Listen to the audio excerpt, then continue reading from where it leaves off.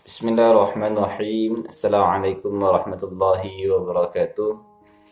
Alhamdulillahi rabbil alamin. Hamdan syakirin wa hamdan na'imin. Wassalatu wassalamu ala asyrafil anbiya'i wal mursalin wa ala alihi wa sahbihi ajma'in.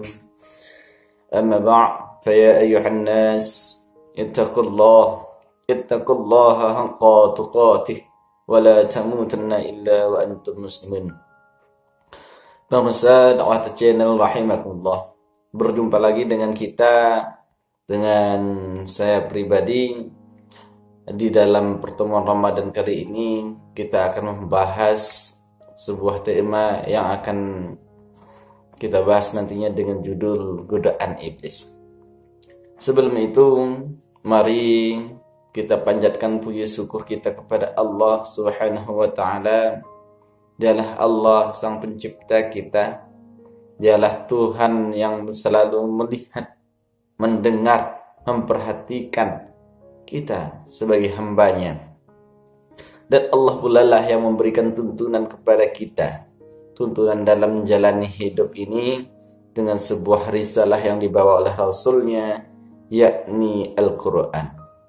Kemudian salawat dan salam mari pula kita sampaikan kepada baginda Nabi besar Muhammad sallallahu alaihi wasallam. Beliau suri teladan bagi kita semua. Beliau adalah contoh bagi kita semua. Beliau perjuangannya di dalam mengembangkan Islam ini sungguh luar biasa. Maka mari kita mempelajari kembali tapak tilas beliau dalam berdakwah. Terlihat?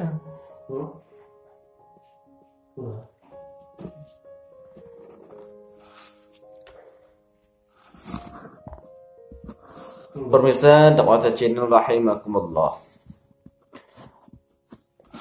Kalau di dalam sebuah perperangan, kira-kira siapakah yang menang? Satu, ada orang yang berperang tapi melawan musuh yang tidak terlihat. Musuh yang tidak terlihat ini bisa datang dari atas, bisa datang dari bawah, bisa datang dari samping kanan kiri, bisa datang dari belakang. Kalau sebuah perperangan besar terjadi, siapakah yang menang? Tentu jawabannya yang tidak terlihat. Itu wajar. Rupanya di dalam kehidupan kita ini diciptakan Allah itu berpasang-pasangan. Itu diciptakan Allah, ada bayi, ada buruk. Ya, ada perempuan, ada laki-laki. Ada jantan, ada betina.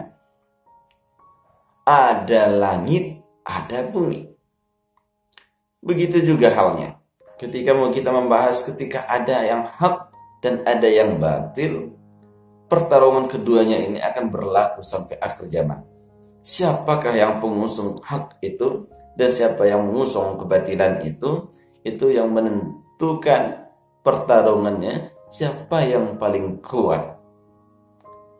Jadi untuk urusan berperang ini sekali ini, mari kita mempelajari kekuatan musuh-musuh kita. Siapa musuh kita? Yakni musuh yang tidak terlihat. Yang kali kita Siapa itu? Iblis adalah makhluk Allah. Keberadaan iblis itu nyata, pasti ada. Walaupun kita tidak mampu mengindranya, dengan keimananlah yang kita bisa mengetahui bahwa iblis itu ada. Karena iblis adalah makhluk gaib. Beliau mempunyai tugas, yakni tugasnya untuk menyesatkan manusia sejauh-jauhnya, untuk menemaninya di neraka kelak. Pertanyaannya, maukah kita menjadi teman iblis? Lantas kalau kita tidak mau menjadi teman iblis, bagaimana cara memerangi iblis atau menghindari goda-godaannya? Inilah yang akan kita bahas. Pemirsa dakwah channel rahimakumullah.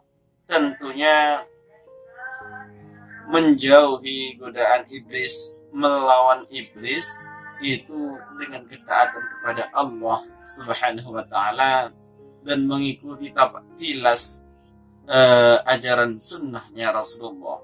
Itu cara yang paling ampuh. Kedua, kita juga di lingkungan-lingkungan yang positif, lingkungan-lingkungan yang beriman, yang mengajak kita kepada ketaatan kepada Allah Subhanahu wa taala. Apalagi momentum bulan puasa ini adalah untuk kita memenjarakan hawa nafsu kita, yang itu menjadi tempat sarang iblis untuk memasukkan bisikan-bisikannya.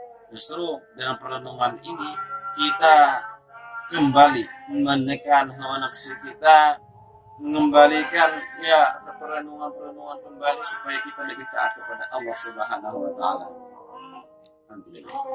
Dengan itu iblis sudah berjanji kepada Allah dan kepada segenap Bani Adam. Ini dikabarkan oleh Allah Subhanahu wa taala di dalam Al-Qur'an surah Al-A'raf ayat 17 yang berbunyi, "A'udzu billahi minasyaitonir rajim. Bismillahirrahmanirrahim. Tsumma la'atiyannahum min baini aydihim wa min khalfihim wa an aymanihim wa an shama'ihim wa la tajidu aktsarahum syakirin." Artinya, kemudian saya akan mendatangi mereka dari muka, dari belakang mereka, dari kanan, dari kiri mereka, dan engkau tidak akan mendapati kebanyakan mereka bersyukur. Jadi iblis itu memang niatnya luar biasa.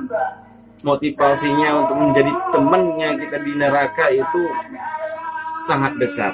Maka harus kita waspada dan wanti-wanti, karena segala cara akan dilakukan iblis untuk menyesatkan Bani Adam. Maka dari itu tugas iblis yang terutama adalah untuk menyesatkan ataupun mengkafirkan manusia, tidak mentauhidkan Allah lagi, la ilaha illallah.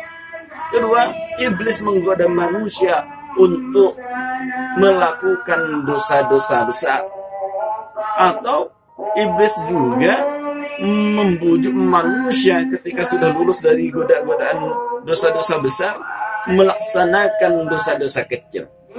Kalaupun itu pun iblis gagal, iblis akan menyesatkan manusia dengan mengamalkan amalan-amalan mubah dan melupakan amalan-amalan sunnah. Dan poin berikutnya, ingatlah, godaan iblis ini sangat berbahaya. Dia bisa menempuh 99 cara, ya. Dia berikan kepada manusia, kepada Bani Adam ketaatan, lalu dengan peluang 99 itu dia menjerumuskan manusia. Dengan cara apa? Dengan memasukkan sifat riya, sifat sombong. Itu adalah bentuk-bentuk godaan iblis. Mudah-mudahan pada bulan puasa ini kita semua terhindar dari godaan iblis, kita semakin taat kepada Allah Subhanahu wa taala. Demikian, assalamualaikum warahmatullahi wabarakatuh.